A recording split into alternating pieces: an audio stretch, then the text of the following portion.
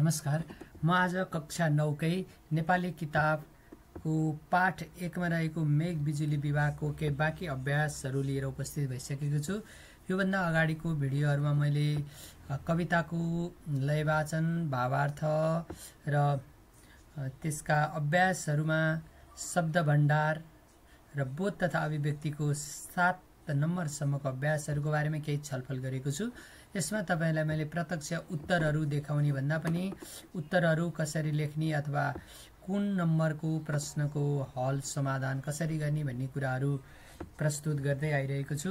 र यस कविताको 7 नम्बरको व्याख्या गर्नुसम्मको कुरा मैले योभन्दा अगाडिको भिडियोमा बताइसकेको छु भने आज चाहिँ म 8 भन्दा तल रहेका केही अभ्यासका खण्डहरूको बारेमा तपाईलाई केही आइडिया अथवा केही कसरी गर्ने भन्ने केही उपायहरू बताउने छु। र यसमा चाहिँ मैले यसको उत्तरहरू स्क्रिनमा देखाउने भन्दा पनि त्यो प्रश्नलाई केन्द्रित गरेर मैले यसरी गर्ने भनेर त्यसको बारेमा केही भन्ने छु। र त्यही आधारमा तपाईले सुनेर त्यसलाई बुझ्ने र अनि फेरि पछि आफ्नो तरिकाले यसका अभ्यासहरू गर्नुपर्छ। जहिले पनि हामीले अभ्यास गर्दाखेरि अरूको हुबहु सार्ने अथवा अनलाइनतिर गेस्ट गाइडहरूतिरबाट सार्ने भन्दा पनि हरेक सामग्रीहरू पढ्ने, अध्ययन गर्ने र त्यो कुरालाई चाहिँ अनि आफ्नो तरिकाले बुझेर त्यसलाई फेरि आफूले पुनः लेख्ने प्रयास गर्नुपर्छ। त्यही अनुसार 8 नम्बरदेखिका अभ्यासहरूको बारेमा केही छलफल गर्छु।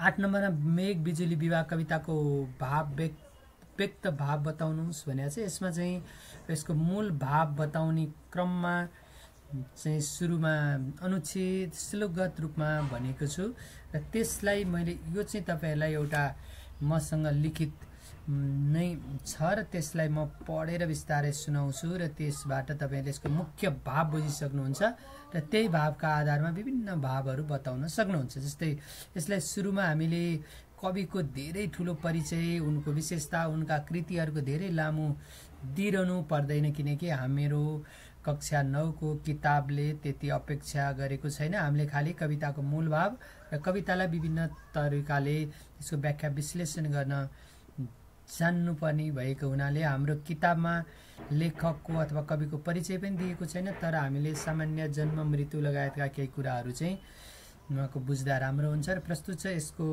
मूल भाव म सरसर्ती भन्छु र त्यही आधारमा तपाईहरुले यसको सुनेर बुझेर आफू लेख्ने र कविताका हरेक प्रश्नको उत्तरसँग चाहिँ यो मूल भावको सम्बन्ध रहने भएको हुनाले यो राम्रोसँग ध्यान दिएर पुरै सुन्नु होला। मेघ बिजुली विवाह कविताको मूल भाव। मेघ बिजुली विवाह कविता भरतराज पन्तद्वारा लेखिएको हो। उनको जन्म विक्रम सम्वत 1986 र मृत्यु 2065 मा भएको थियो। शास्त्रीय छन्दमा कविता लेख्न सिपालु कवि पन्तले धेरै कविताहरू लेखेका छन्। ती कविताहरू मध्ये मेघ बिजुली विवाह पनि एउटा उत्कृष्ट कविता हो। यस कवितामा उनले वर्षा ऋतुमा आउने प्राकृतिक परिवर्तनलाई एउटा विवाह समारोह र मेघ अथवा बादललाई बेहुला र बिजुलीलाई बेहुलीका रूपमा चित्रण गरेका छन्। यो पहिलो अनुच्छेदमा चाहिँ यति परिचय खण्ड छ। दोस्रोमा मेघ र बिजुलीलाई मानवीकरण गरी वर्षा यामलाई विवाह उत्सवका रूपमा लिएको यस कवितामा कविले असारे लगनमा जुरेको साइतमा आकाशमा मेघ र बिजुलीको विवाह भइरहेको र हरियो पहाडले विवाह गराउने पुरेतको काम गरेको कुरा बताएका छन्। मयूरको सुमधुर आवाज गुन्जिएको र हावाले हल्लिएका वनहरूले एउटा विवाह मण्डपको काम गरेको र पहाडी श्रृङ्खलाहरूले मण्डपमा सजाइने चदुवा र केराका खम्बाहरूको काम गरेको छ भनेर कविले भनेका छन्। त्यसैगरी पृथ्वीलाई तन्ना र हरियो चौरलाई दुला, दुलैले प्रयोग गर्ने गलैँचाको रूपमा चर्चा गरेका छन्। त्यसैगरी आकाशमा उड्ने बकुल्लाको सेतो बकुल्लाहरूको तातीलाई चाहिँ उनले विवाह उत्सवमा हिँडेका जन्तीहरू भनेर पनि कवितामा उल्लेख गरेका छन्। बेहुलीले उड्ने सितारे घुम्टीलाई रातमा निस्कने जुनकिरी र इन्द्रेणीलाई बेहुलीका वस्त्र भनेर कवितामा भनिएको छ। साँझ पखमा घामका किरणहरूले रातो देखिने पहाडलाई, खास्टो र अँध्यारो रातलाई बेहुलीको चुल्ठोसँग तुलना गरिएको छ। त्यसै गरी पानीका थोप्पाहरूले बजेका रुखका पातहरूलाई बेहुलीका खुट्टामा लगाएका कल्ली अथवा पाउजुको छमछम आवाजसँग तुलना गरिएको छ। बेला बेलामा चम्कनी बिजुलीलाई बेहुलीले लजाउँदै घुम्टोबाट हेरेकी हुन् भनेर कविले यस कवितामा भनेका छन्। यसका साथै उनले जसरी विवाह उत्सवमा सहभागी जन्ती तथा अन्य व्यक्तिहरूले मिठा मिठा परिकारहरूको भोज खान्छन्, त्यसै गरी वर्षायाममा परेको पानीले सबैतिर अन्न, फलफुल आदि अनाजहरू फल्ने र पृथ्वीका सबै प्राणीहरूले आफ्नो आहारको रूपमा खानिछन् भन्ने कुरालाई पनि कवितामा प्रस्तुत गर्न खोजेका छन्। वर्षायामको समाप्ति र शरद ऋतुको आगमनलाई विदाईका बाजासहित बेहुलाले बेहुली लिएर आफ्नो घर गएको र त्यो क्षण सुखमय र उल्लासपूर्ण हुनेछ, जसरी शरद ऋतु उल्लासपूर्ण हुनेछ भन्दै कवितालाई वर्षायामको समयमा आउने प्राकृतिक परिवर्तनसँग तुलना गरिएको छ। अब अन्तिम निष्कर्षमा यसरी वर्षा ऋतुलाई एउटा विवाह उत्सवसँग तुलना गरिएको यस कवितामा मेघ बेहुला र बिजुली बेहुली हुन् भनिएको छ। शिखरणी छन्दमा लेखिएको यो कविता उत्कृष्ट भाव र संरचनामा रहेको छ। यति लेख्यो भने हामीले मोटामोटी यसको भावहरू बुझ्छौँ र यहाँ भएका यिनै कुराहरूबाट यस कवितासँग सम्बन्धित हरेक प्रश्नहरूको उत्तरमा पनि यसले हामीलाई सहयोग पुर्याउँछ। त्यसकारण मेघ बिजुली विवाह कविताको भाव मुख्यतया तपाईहरूले राम्रोसँग बुझ्नुभयो भने यो कविता बुझ्नलाई कुनै कठिन हुने छैन। यसका बाँकी अभ्यासहरूतिर जाउँ। बाँकी अभ्यासहरू हामीले कक्षामा छलफल गर्ने अथवा हाम्रो सहभागितामूलक छलफलमा आधारित अभ्यासहरू छन् र यो चाहिँ विशेष गरी कक्षामा गर्न सकिन्छ। मेघ बिजुली विवाह कवितामा मेघ र बिजुलीलाई दुला दुलैको रूपमा चित्रण गरिए जस्तै अन्य कुन कुन विषयलाई केसँग तुलना गरिएको छ भनेको छ। यसमा चाहिँ कविता हेर्दै जाँदा हामीले अनुच्छेदगत रूपमा तुलना गरिएको देखेको छ। जस्तै नग पहाडलाई चाहिँ पुरेतसँग तुलना गरिएको छ, अनि त्यसै गरी बाँसका पातहरू जुन बच्छन् त्यसलाई चाहिँ झ्यालीसँग तुलना गरिएको छ भने त्यस्तै गरी हामी पढ्दै जाँदाखेरि पृथ्वीलाई तन्नासँग, अनि हरियो चौरलाई केसँग त हरियो चौरलाई चाहिँ मखमली गलैँचासँग, अनि सेता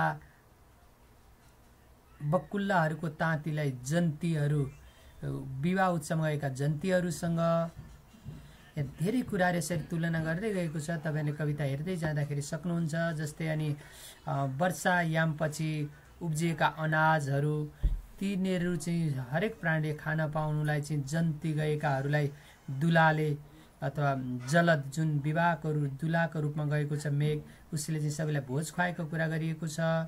अनि यहाँ धेरै कुराहरू छन् जुन तपाईँले कवितामा हेर्दै त्यसमा भएका कुरा अनुच्छेदगत रूपमा केलाई के भनिएको छ त्यो गर्न सकिन्छ। जस्तै के भनिएको छ त सितारे घुम्टी भनेर चाहिँ राति निस्केका जुनकिरीहरूलाई भनिएको छ।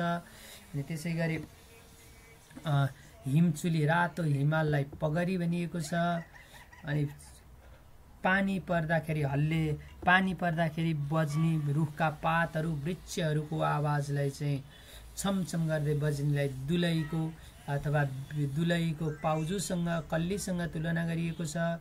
त्यस्तै गरी अरू विभिन्न कुराहरू यहाँ रहेका छन्। अनि यहाँ उनले विवाह मण्डपको कुरा पनि छ। विवाह मण्डपको रूपमा चाहिँ हावाले हल्लेका पातहरूलाई चाहिँ वनहरूलाई विवाह मण्डप अथवा विवाहको यज्ञमा सजाइएको चँदुवा, अनि त्यसै गरी केराका खम्बाहरू आदि इत्यादिसँग चाहिँ उनले चाहिँ हरेक कुराहरूको चाहिँ केसँग तुलना गरिएका छन्। तपाईँले कविताका अनुच्छेदहरूमा पढ्दै त्यसलाई लेख्न सक्नुहुन्छ। मैले भनेका बाहेकका पनि धेरै कुराहरू छन्, त्यो तपाईँहरू आफूले तपाईँ गर्नुपर्ने हुन्छ। 10 नम्बरमा रहेको छ आकाश गर्जी बिजुली चम्किँदा एक्कासी तपाईँको मनमा कस्तो भाव उत्पन्न होला, साथीहरूका बीचमा छलफल गर्नुहोस्। अब यो चाहिँ एउटा हामीले कल्पना गर्ने कुरा हो। कसैलाई आकाशमा बिजुली चम्किँदा कालो बादल लागेर अनि त्यो पानी पर्न लागेको कसैलाई रमाइलो अनुभूति पनि हुनसक्छ, कसैलाई चाहिँ एकदम नै डर लाग्न पनि सक्छ। के हुने होला, अब ठुलो पानी पर्ने हो कि हुरी बतास लाग्ने हो कि के हुने हो, त्यो चाहिँ तपाईँहरू साथीहरूको एउटा समूह बनाएर छलफल गर्ने र त्यसमध्ये चाहिँ अब कुन चाहिँ कुरामा धेरैजनाको अनुभव छ त्यो कुरालाई चाहिँ फेरि कक्षामा प्रस्तुत गर्न पनि सकिन्छ। र यो तपाईँहरूको सहभागितामूलक र तपाईँहरूको तार्किक क्षमता, तपाईँहरूको सोच्ने क्षमताको विकासको लागि गरिने अभ्यासहरू हो। अब यो तपाईँले आफ्नै व्यक्तिगत रूपमा पनि सोचेर आफूलाई कस्तो लाग्छ त्यो भाव कक्षामा बताउन नि सक्नुहुन्छ अथवा लेखेर पनि व्यक्त गर्न सक्नुहुन्छ। यो अभ्यास त्यसरी गर्न सकिन्छ।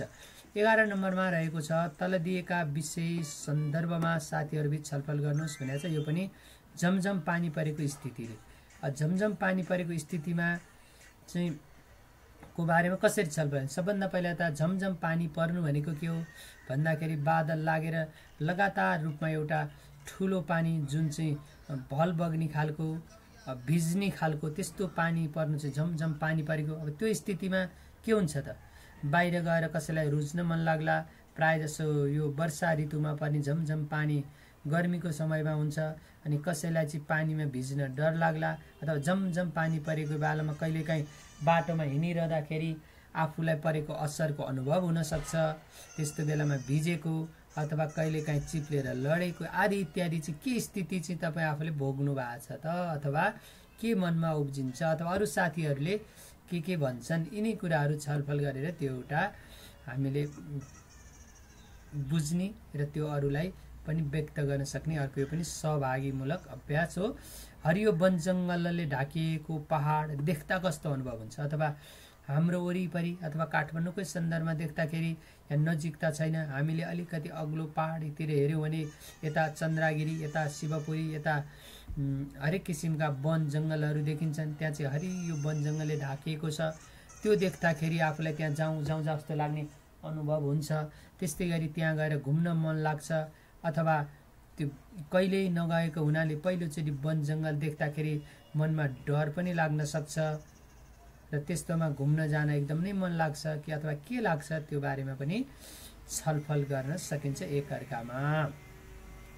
त्यस्तै 12 नम्बरमा चाहिँ के छ भने यहाँ हामीलाई केही शब्दकोश र नेपालीको वर्णहरू अथवा त्यो हामीले वर्णमालामा अथवा 12 खरीमा चाहिँ कुन अर्डरमा अथवा पहिला दोस्रो तेस्रो कुन अक्षर कसरी राखिएको हुन्छ भने त्यही शब्दहरू चाहिँ फेरि हामीले शब्दकोश, हामीले विभिन्न शब्दको अर्थहरू खोज्ने कोशमा चाहिँ कसरी राखेको हुन्छ भन्ने कुराको फरक यहाँ बुझ्ने छ। र यसमा चाहिँ 12 नम्बरमा के भनेको छ, नेपाली वर्णमालामा राखिएका वर्णहरूको क्रम र नेपाली शब्दकोशमा राखेका वर्णहरूको क्रम पढ्नुहोस् र दिएको प्रश्न उत्तर लेख्नु भनिन्छ। पहिला के रहेछ त, नेपाली वर्णमालामा चाहिँ सुरुमा के त अ आ इ उ ऋ उ ए ऐ ओ औ अम अ गरेर यसरी राखेको हुन्छ भने क ख पनि क्रमशः कदेखि यसम्म हामीले यो सुरुको क को अर्डर अनुसार चाहिँ के हुन्छ त, नेपाली वर्णमालामा अथवा हामीले पढ्ने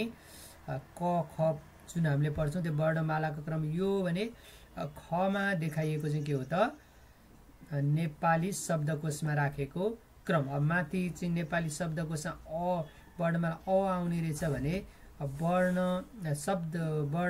वर्णमालामा चाहिँ अगाडि अ आउने रहेछ भने अब नेपाली शब्दकोशमा चाहिँ पहिला अ आयो चन्द्रबिन्दुवाला अ, त्यसपछि अम आयो अनि बल्ल अ आ इ उ ऋ यसरी आएको छ भने अन्तिममा चाहिँ के र ओ र औ आउने रहेछ। यसरी अब हामीले जस्तै अम अगाडि अमबाट सुरु हुने अक्षर रहेछ भने हामीले शब्दकोशको सुरुमा हेर्नु पर्यो र त्यही अर्डर अनुसार बिस्तारै हामीले स्वर वर्णबाट आउने अक्षरहरू हेर्न सक्छौँ भने अब आमा गएर चाहिँ यो क्रमशः द्याछ जस्तै कबाट पनि सुरुमा कबाट आउने अक्षर हेर्दाखेरि सुरुमा यही माथिको अर्डर हुन्छ कम क कम अनि त्यसपछि क का कि गर्दै आएको छ भने अन्यको छ जस्तै हामीले क्षेत्रज्ञको छबाट आउने अक्षर हेर्नु पर्यो भने नि कहाँ हेर्नुपर्ने रहेछ त ककै लाइनमा हेर्नुपर्ने रहेछ।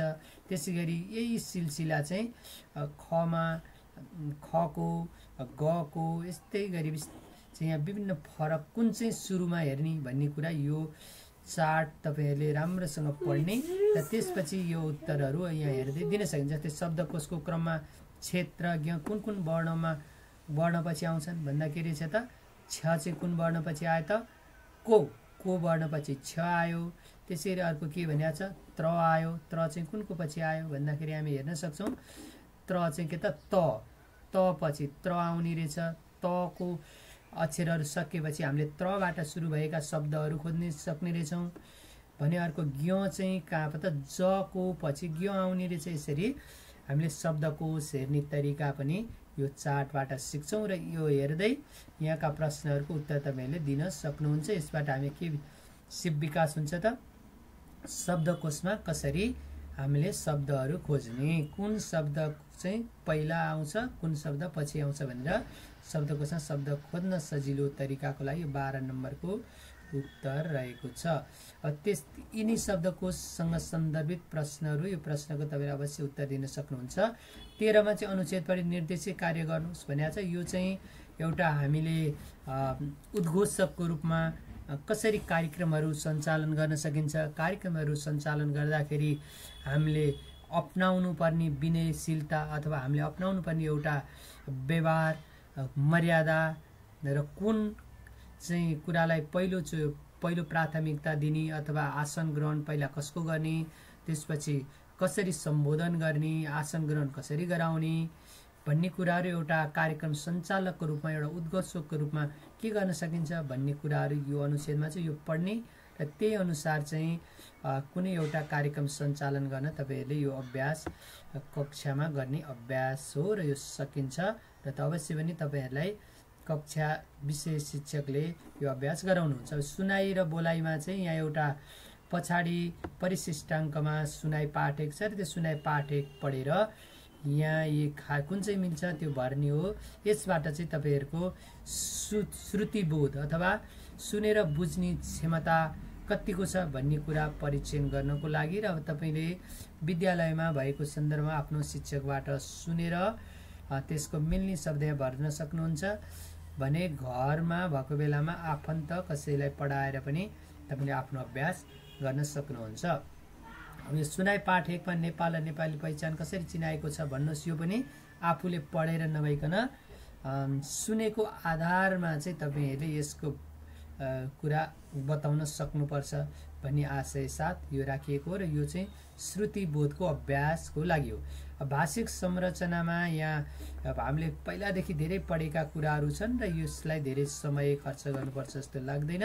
अवश्य पनि तपाईहरुले यहाँ मध्ये नाम, सर्वनाम र विशेषणको सूची बनाउन सक्नुहुन्छ। त्यसको लागि 3टा टेबलहरू बनाउने, सुरुमा नाम, सर्वनाम र विशेषण र त्यहाँ हेर्दै भर्दै जान सकिन्छ। जस्तै विजय र विनय मिल्ने साथी हुन्, उनीहरू सानैदेखि एउटै विद्यालयमा अध्ययन गर्दै आएका छन्, दुवैले एक अर्कालाई तिमी भनेर सम्बोधन गर्छन्। यहाँ विजय यहाँ नदेखिए पनि यो विजय विनयमा यहाँ चाहिँ रेखाङ्कन छ अर्कोमा हेर्दाखेरि यो विजय विनय नाम हुन् अनि त्यसै गरी अब यहाँ उनीहरू चाहिँ सर्वनाम हो। अब एक अर्कालाई पनि के हो त यो नामको दुईजनाको नामको सट्टा आएको यो पनि सर्वनाम हो, तिमी पनि सर्वनाम हो। सम्बोधन भाववाचक नाम हो, घर पनि नाम हो, बजाङ पनि यो जिल्लाको नाम भएको नाम नै हो अनि बुबा पनि नाम हो। त्यसैगरी गाउँको चाहिँ यहाँ को लागेको हुनाले यो गाउँ नाममा को विभक्ति लागेको हुनाले यो विशेषण हो। नेपालमा यी प्रत्यय लागेर नेपाली पनि विशेषण हो, विषय नाम हो। त्यस्तै गरी अर्को दाल भात पनि नाम हो, दाल भात को सम्मलाई गन्ने हो भने यो को लागेको हुनाले यो विशेषण हो भने यहाँ चाहिँ दाल भातमा मात्रै रेखाङ्कन भएको हुनाले यसलाई हामी नाम भन्न सक्छौँ।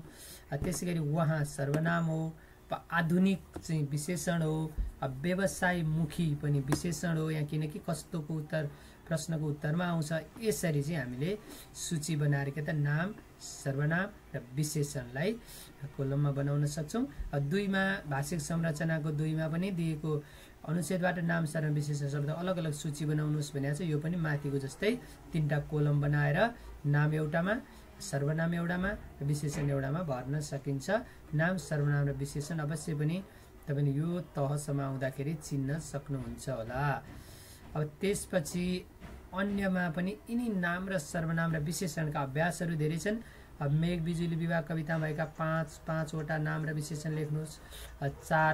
4-4वटा सर्वनाम र विशेषण शब्द पनि यदि मामा घर जाँदा अनुभव समेटेर लेख्नुहोस् भनेको जति पनि यो छ हामी नाम, सर्वनाम र विशेषण चिन्नको लागिका अभ्यासहरू हुन्।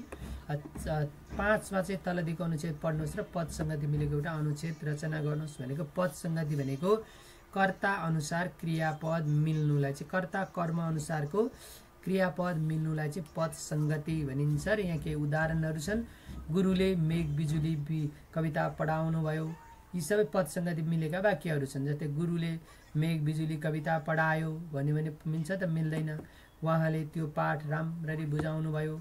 हाम्रो कक्षामा सोझी विमला, टाठी निर्मला, बाठो नरेश हो। यहाँ चाहिँ जस्तै सोझी विमला भनेको केटी मान्छेको नाम भएर सोझी आयो, निर्मला नि केटी मान्छेको भएर टाठी आयो। अब यहाँ चाहिँ नरेश चाहिँ केटा मान्छेको भएर बाठो आयो। यस्ता अनि सोझो निप्रेस नृपेश यो पनि केटा मान्छे भएर सोझो आयो हो। यसरी चाहिँ हामीले कुनै पनि कुराहरू व्यक्त गर्दाखेरि पद संगतिहरू मिलेको हुनुपर्छ। यही कुरा चाहिँ यो अनुच्छेद पढ्दाखेरि पद संगति मिलेका, यसकै आधारमा तलकै अभ्यासहरू पनि छन्। यो टेबलमा चाहिँ हामीलाई के देखाइएको छ त? कर्ता भनेको के हो, क्रिया भनेको के हो भनेर यहाँ माथिका छन्। जस्तै यहाँ गुरु कर्ता हो भने भन्नुभयो क्रिया हो, यो कर्ता र क्रियापदको मिलेको। अनि यहाँ चाहिँ साथी, यो पनि कर्ता र क्रियापदको पद संगति मिलेको देखाइएको छ यहाँ। जस्तै यहाँ साथीहरू बहुवचन भएको भने छन् आयो। गुरु चाहिँ हामीले आदर गर्नुपर्ने उच्च आदर भएकोहरू भन्नुभयो आयो। अब भाइ चाहिँ यो निम्न आदर अथवा भाइलाई तँ भनेर नि सम्बोधन गर्न मिल्ने भएर पढ्छ आयो। बहिनी चाहिँ स्त्रीलिङ्गी कर्ता भएको हुनाले स्त्रीलिङ्गी नै क्रियापद आयो। अब दिदी स्त्रीलिङ्गी र उच्च आदर क्रियापद भएको भएर पढ्नुहुन्छ आयो। यसरी नाम र सर्वनाममा पनि गुरुले भएको भएर यो सर्वनाम उहाँले आयो। विमला, निर्मला, नृपेश, नरेश र नृपेश यो धेरैजनाको नाम भएको हुनाले यसको सट्टामा आउने सर्वनाम तिनीहरू बहुवचनको सर्वनाम आयो। त्यसै गरी अब यहाँ चाहिँ विशेषण र विशेष्य, जस्तै विमला चाहिँ स्त्रीलिङ्ग विशेष्य भएको हुनाले सोझी आयो। निर्मला पनि स्त्रीलिङ्ग विशेष्य अथवा जसको विशेषता विशेषणले बुझाउँछ त्यसलाई विशेष्य भनिन्छ। यहाँ चाहिँ विमला, निर्मला, नरेश, नृपेश चाहिँ विशेष्य हो भने यता आएका सबै शब्दहरू सोझी, टाठी, बाठो, सोझो चाहिँ के हो त? विशेषण हो। अब यहाँ स्त्रीलिङ्गी विशेष्य भएको हुनाले यता सोझी आयो। अनि यहाँ पनि स्त्रीलिङ्गी विशेष्य भएको हुनाले टाठी आयो। यता चाहिँ यो दुईटामा चाहिँ पुलिङ्ग विशेष्य भएको हुनाले नरेश र सोझो आयो भने अब यहाँ चाहिँ भेदक विशेषणसँग अब कसको सम्बन्ध राख्ने, कसको कक्षा भन्ने भएको हुनाले हाम्रो कक्षा। अनि यहाँ चाहिँ बहिनी यता भेदक भएको हुनाले नृपेशकी आयो। अब यहाँ भाइ भएको भए नृपेशको हुन्थ्यो हो। यसरी चाहिँ नरेश या दिदी भएको हुनाले नरेशको आयो। अनि तिनीहरूको धेरैको भएको हुनाले कुरा आयो। उसको भएको भए कुरो पनि हुन सक्थ्यो। यसरी चाहिँ यो हाम्रो पद संगति चाहिँ के कसरी मिलाउनु पर्छ भन्ने कुरा यो चार्टमा छ। यही पद संगति मिलाएर गर्ने धेरै अभ्यासहरू यहाँ छ। दिएको भने संगति मिलाइ सार्नुहोस् भने चाहिँ संगति मिलाएर तपाईँले दुईटै क र खमा सार्न सक्नुहुन्छ। अब अहिले हामीले प्रिन्ट भएर आएको किताबमा चाहिँ सायद यो 6 को अभ्यास चाहिँ हटाइएको छ, यो अनलाइनमा देखाएको मात्रै छ। अब यहाँ चाहिँ तल दिएको अनुच्छेदको शब्दको सुरु, बिच र अन्त्यमा लागेका ह्रस्व र दीर्घ इकार पद चलाउनुहोस् भनेको छ।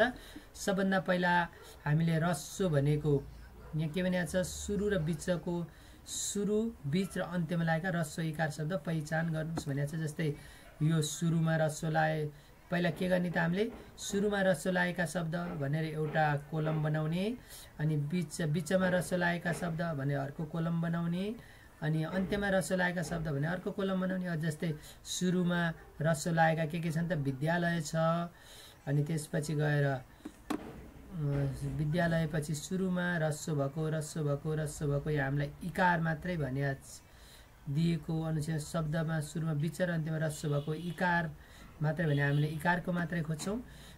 त्यस्तै गरी सुरुमा अर्को रस्व भएको टिनिनिनी छ, अनि त्यसै गरी अर्को सुरुमा रस्व भएको त हामीले त्यसमा दुईटा मात्रै शब्द भेट्यौँ।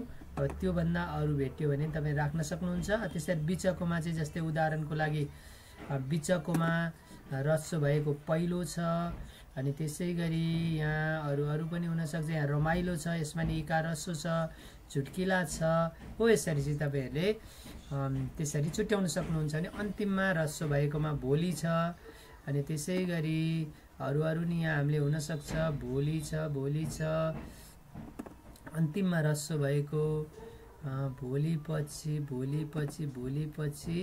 अर्को यहाँ एउटा मात्रै भेट्यो। योबाट बुझ्नुपर्ने भनेको हामीले के त कुन शब्दहरू चाहिँ सुरु बिच र अन्तिममा रस्व हुन्छ भन्ने कुरा बुझ्ने हो। यो सामान्यतया धेरै शब्दहरू चाहिँ बिच र सुरुमा रस्व नै हुन्छन् भने केही अपवाद अथवा केही निश्चित शब्दहरू, केही तत्सम शब्दहरू प्राय चाहिँ तिनीहरूको सामान्य नियमभन्दा फरक हुन्छ र त्यही फरक बुझ्नको लागि अभ्यास हो। र यस्ता अभ्यासहरू हामीले व्याकरणमा वर्ण विन्यास अन्तर्गत हिज्जे वर्ण विन्यास अथवा हिज्जेका पाठहरू भनेर धेरै पढेका छौँ। अब 8मा चाहिँ मेघ बिजुली विवाह कविताबाट शब्दको सुरु बिच र अन्त्यमा रस्वका लागेको शब्द पहिचान गरी लेख्नुहोस् भनेको छ। अब यो पनि यहाँ हेरेर मजाले तपाईँहरूले यही अनुसार कविताबाट सार्न सक्नुहुन्छ। अब सृजनात्मकमा क र ख को अंशमा आवश्यकता अनुसार पद पदावली पंक्ति राखी कविता रचना गर्नुहोस् भनेको छ। अब यहाँ चाहिँ आफैले विभिन्न पदहरू विभिन्न शब्दहरू राखेर कविता बनाउन सक्छौँ। जस्तै कमा ढकमक्क फुल फुल्ने हाम्रो फुलबारी, 100 प्रति फुल फुल्ने गर्छ सधैँभरि भने जस्तै यसरी तपाईँले सोचेर यसलाई आफ्नो तरिकाले यहाँ भएका शब्दहरू राख्दै कविता शब्द र पदावली राखेर कवितालाई पुरा गर्न सक्नुहुन्छ। फुलबारी शीर्षकमा यहाँ चाहिँ केही दिएको छ भने खमा चाहिँ पुरै खाली छ, खमा चाहिँ आफ्नै कुरा राख्न सकिन्छ। कमा चाहिँ यहाँ भएका कुराहरूमा आफूले के छ सकेर थप्दै लेख्न सकिन्छ। यसको लागि केही सृजनात्मक अभ्यासको तपाईँले अभ्यास गर्न सक्नुहुन्छ। भने 2मा सृजनात्मक तथा परियोजना कार्यको 2मा के छ त सृजनात्मक परियोजना कार्यकोमा चाहिँ पुस्तकालय वा अन्य माध्यमबाट देश प्रेम वा नेपाली वीरताको भाव भएको एउटा कविता खोजी कक्षामा साथीहरूलाई सुनाउनुहोस्। यो चाहिँ तपाईँहरूले पुस्तकालयमा गएर अथवा नेटबाट इन्टरनेटबाट पनि खोजेर एउटा देश प्रेम अथवा नेपालीको वीरता भएका विभिन्न कविताहरू भेट्न सकिन्छ, त्यो सुनाउन सकिन्छ। यति भन्दै यो पहिलो पाठको सबै अभ्यासहरू र यसको भावार्थ, यसको लय वाचन सबै मैले कम्तीमा 3वटा भिडियो मार्फत सबै तपाईँहरूलाई बताएँ। अवश्य पनि तपाईँहरूलाई यो नयाँ पाठ्यक्रम र यसका पर्याप्त सामग्री नपाएको अवस्थामा यिनै कुराहरूबाट धेरै मद्दत पुग्छ भन्ने मैले अपेक्षा गरेको छु। र अहिलेलाई यति नै। हस्त।